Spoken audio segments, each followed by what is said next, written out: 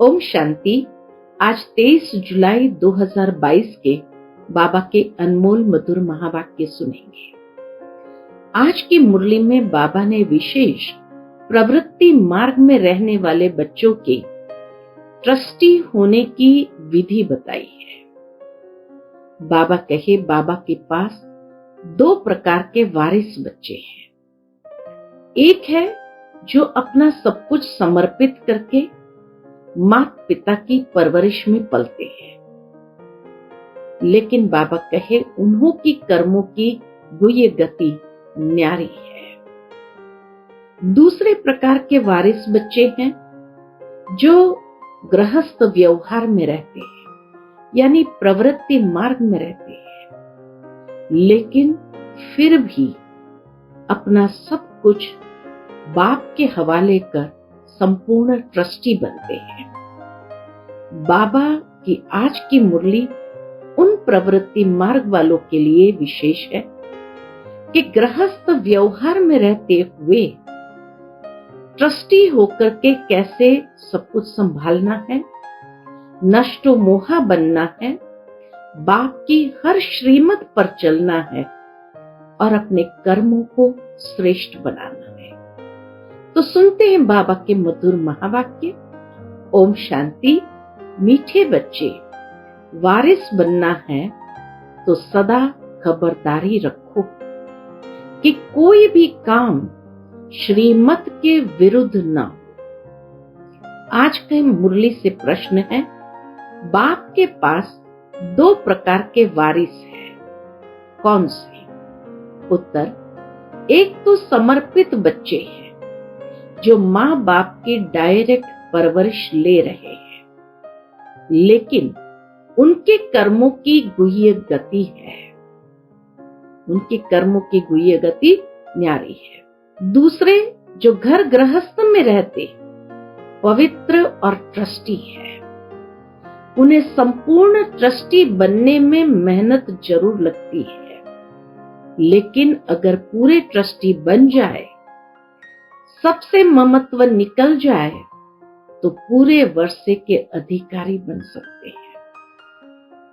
आज की मुरली से पहले गीत है, हमारे तीर्थ न्यारे हैं।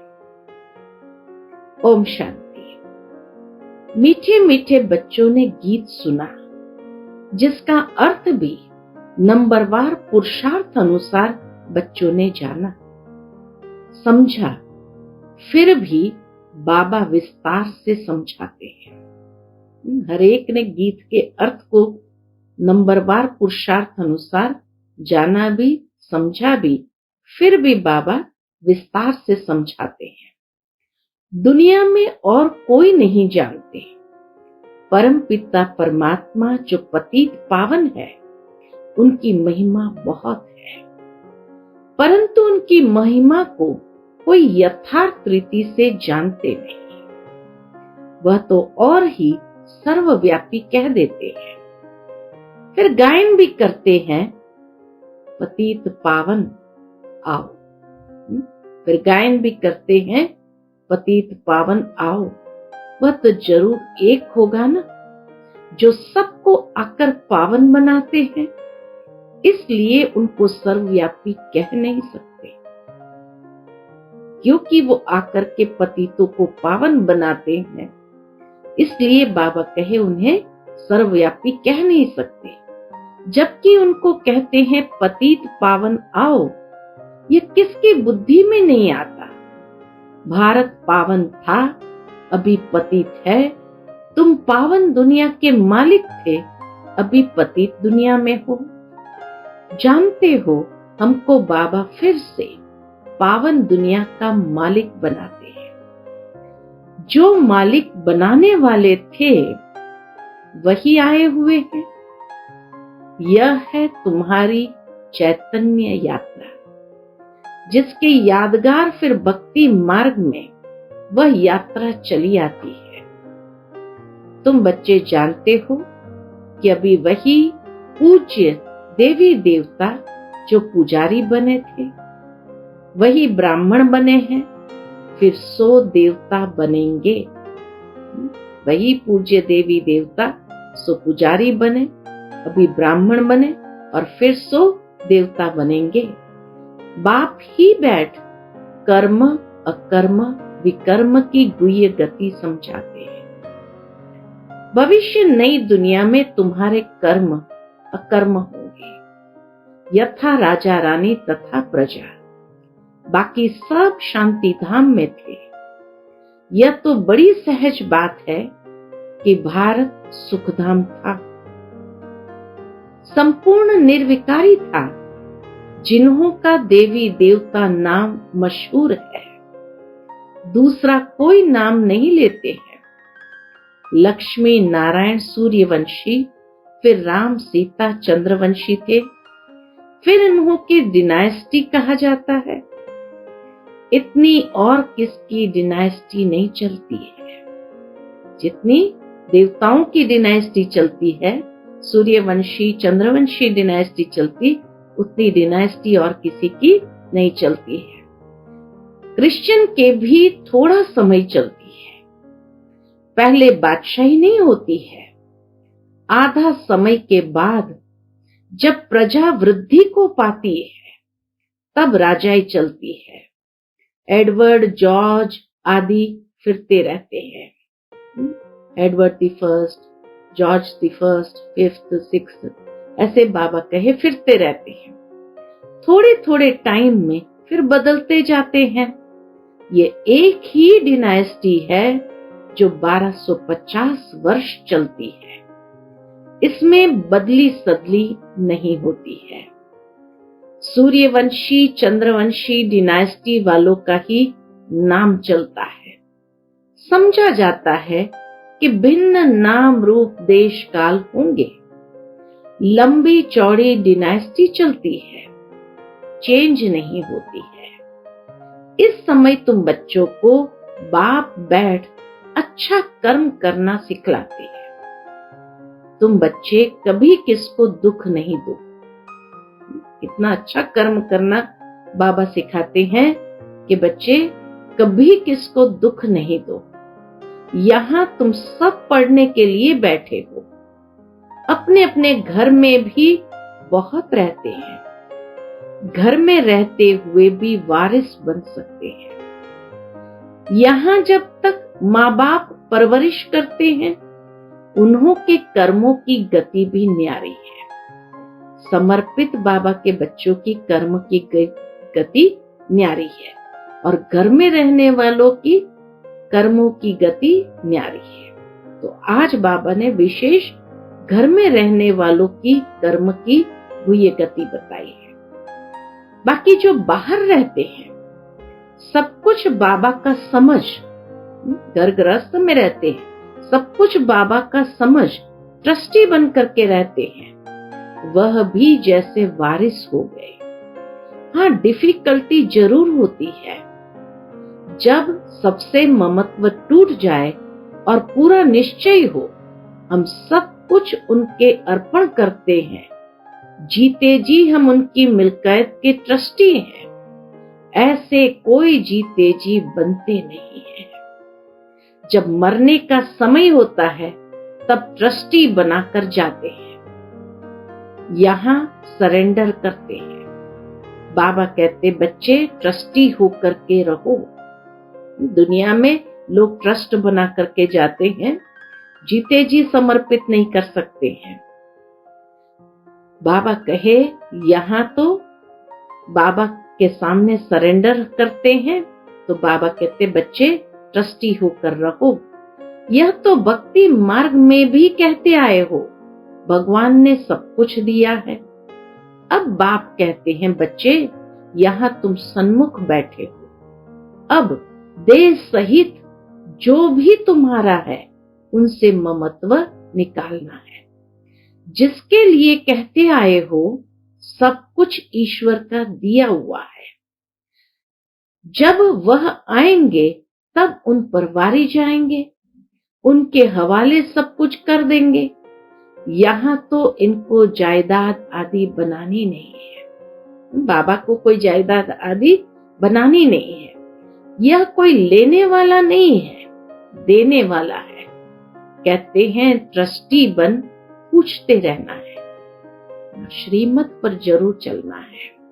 ट्रस्टी बनने के बाद भी बाबा से राय लेते रहो। कहते हैं ट्रस्टी बन पूछते रहना है, क्योंकि भूल चूक कभी भी हो सकती है। पक्का ट्रस्टी होने में टाइम तो लगता है, बाबा जानते हैं टाइम लगेगा। ट्रस्टी होने से ही वारिस बनते हैं। यहाँ रहने वाले भी ट्रस्टी बनते हैं। समर्पित जो है वो भी ट्रस्टी है, तो यहाँ रहने वाले भी ट्रस्टी बनते हैं। बाबा कहते हैं मैं रिटर्न में वैकुंठ की बादशाही देता हूं, तुम्हें दूसरा जन्म अमर लोक में लेना है। ट्रस्टी होकर फिर खबरदार भी रहना है।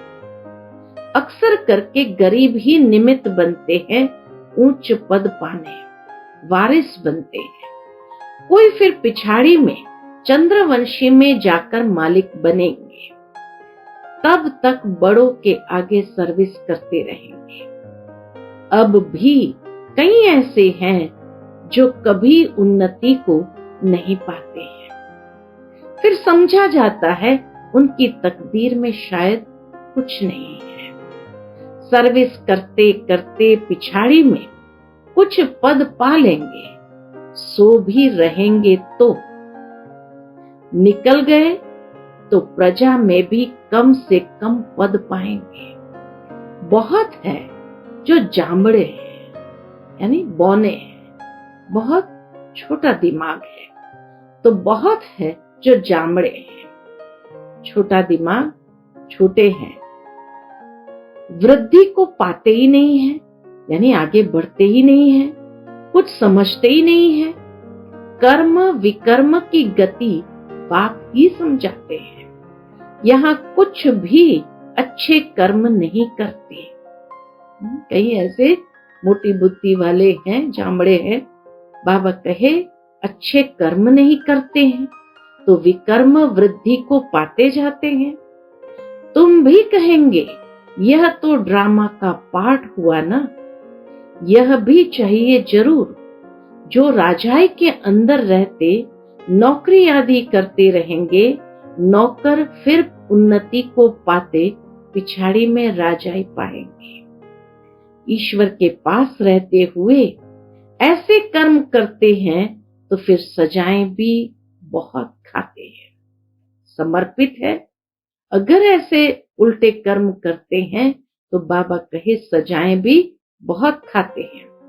पद भी नीच मिलता है, इसलिए समझाया जाता है ऐसे ऐसे विकर्म नहीं करो, नहीं तो वृद्धि को पाते रहेंगे। सर्विस कुछ करते नहीं, खाते रहते हैं, पढ़ते भी नहीं।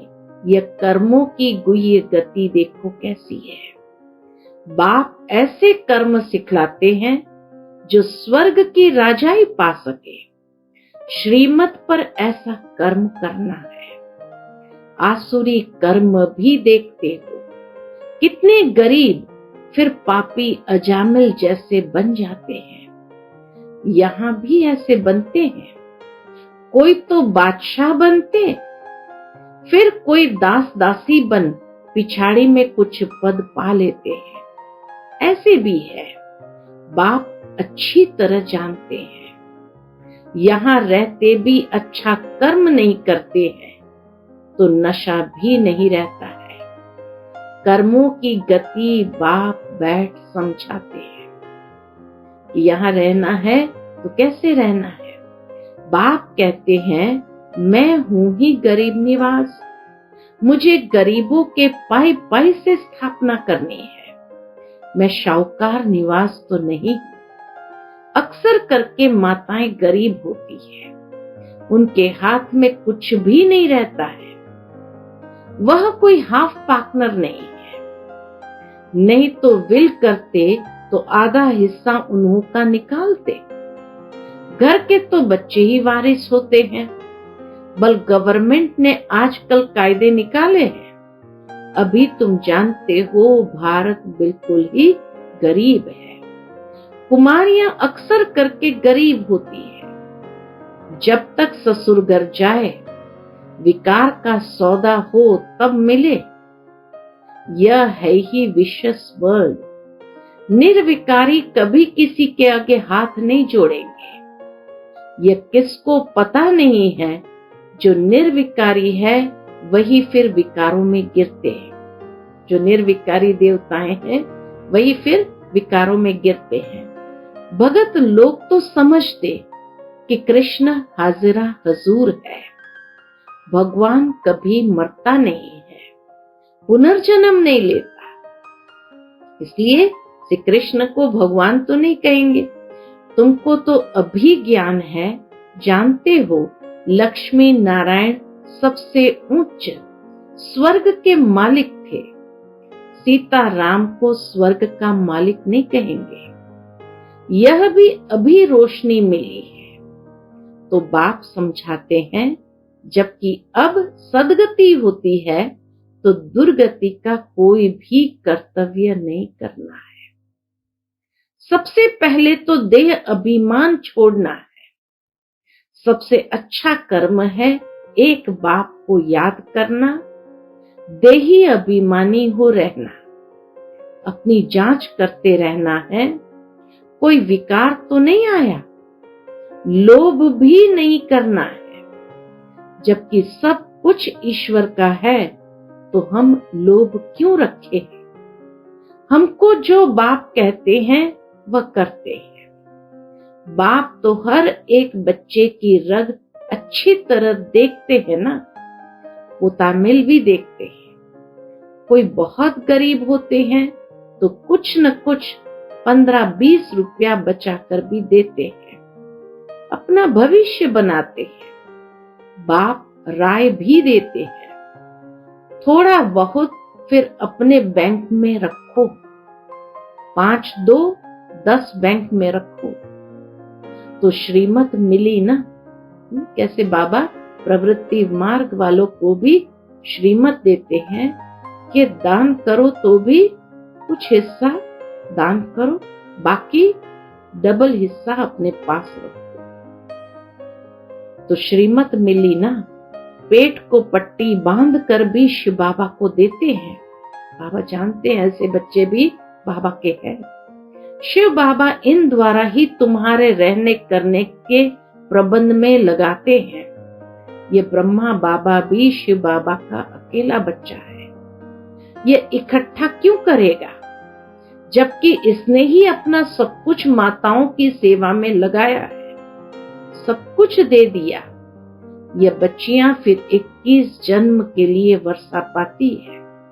तुम जानते हो हमारे देवी देवताओं का गृहस्थ धर्म पवित्र था, अभी तो पतित बन गए हो। तब बाबा समझाते हैं यह भी ट्रस्टी हो गया ना।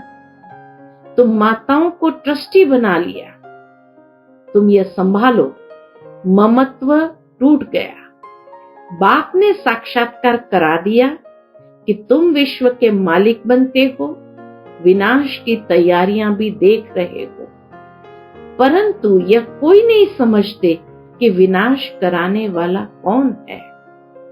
कोई प्रेरक जरूर है, समझते भी है कि विनाश होने वाला है, जरूर भगवान ही होगा, जरूर भगवान भी होगा, परंतु किस रूप में होगा। कृष्ण कैसे आए, बल कृष्ण का रूप बहुतों का बना देते हैं, परंतु वह तो आर्टिफिशियल हो जाता है। कोई ड्रेस पहन लेने से कृष्ण थोड़ी बन जाता है, तो बाबा कहे वह तो आर्टिफिशियल हो जाता है। बहुत है जो कृष्ण का रूप बनाकर ठगते हैं। कोई का फिर जड़ मूर्ति में भाव बैठ जाता है, तो वैसे ही साक्षात्कार हो जाते हैं और फिर जाकर उनको चटकते हैं, क्योंकि कृष्ण है मोस्ट लवली बालक स्वर्ग का। उनमें कशिश बहुत है, कृष्ण में कशिश यानी आकर्षण बहुत है। बाबा से बहुत भारी वर्षा लेना होता है। बाप बैठ समझाते हैं कर्मों के ऊपर। बाबा से अगर कोई पूछते हैं तो बाबा झट बता सकते हैं। यह कुछ समझते ही नहीं, कर्म ऐसे करते जो विकर्म हो जाता है। बाबा कहे, बाबा तो झट बता सकते, कर्म ऐसे करते हैं जो विकर्म ही होता है। देह अभिमान बहुत रहता है। देह अभिमान के वश या विकारों के वश कर्म होता तो बाबा कहे वो विकर्म ही होता है। बल शिव बाबा कहते रहते हैं, ऐसे तो शिव बाबा के भगत बहुत है। काशी में भगत बैठे हैं, उन्हों का यह मंत्र है, शिव काशी विश्वनाथ गंगा। अर्थ कुछ भी नहीं समझते हैं, समझते हैं गंगा इनसे निकली है, शिव से गंगा निकली, तो समझते हैं गंगा इनसे निकली है, इसलिए गंगा के कंठे पर जाकर बैठते हैं। समझते हैं हम वहां मुक्त हो जाएंगे। कई भगत इसीलिए अंतिम दिनों में काशी में जाकर रहते हैं, समझते हैं हम वहां मुक्त हो जाएंगे। शिव काशी उच्चारते रहते हैं, फिर दिखाते हैं भागीरथ ने गंगा लाई। क्या गंगा द्वारा पतित से पावन हो जाएंगे? पतित पावन को तो पुकारते हैं ना। वो कौन है? कैसे सहज राज योग सिखाते हैं? ये कोई जानते नहीं। शिव बाबा को कैसे याद किया जाता है, यह भी तुम जानते हो। तुम्हारी है याद की यात्रा, तुम्हारी जिस्मानी यात्रा बंद है। वह होती है जिस्मानी यात्रा, यह है रूहानी यात्रा।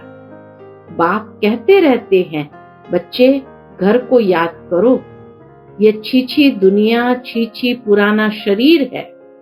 मैं तुम्हारा बाप हूं, तुमको वापस ले जाऊंगा।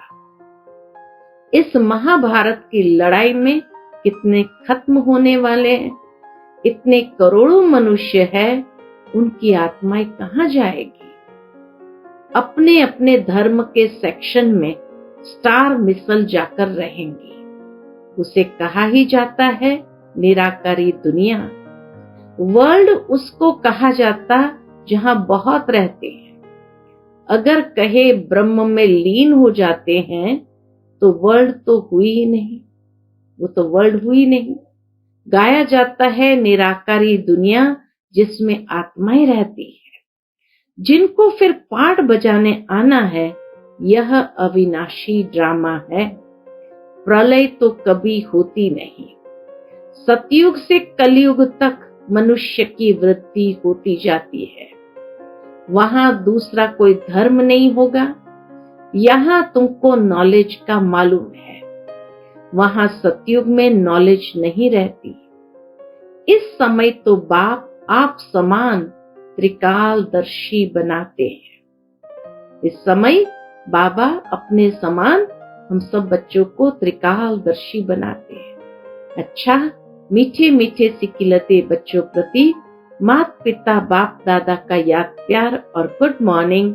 रूहानी बाप की रूहानी बच्चों को नमस्ते।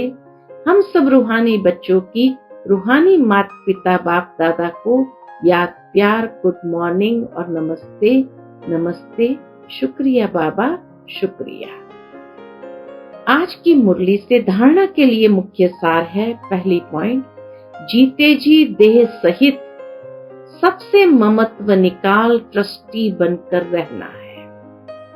श्रेष्ठ कर्म करने हैं, कभी भी किसी को दुख नहीं देना है। दूसरी पॉइंट, किसी भी चीज में लोभ नहीं रखना है। रोज अपना पोता मिल देखना है कि मेरे में कोई विकार तो नहीं है। दे अभिमान छोड़ एक बाप को याद करने का श्रेष्ठ कर्म करना है।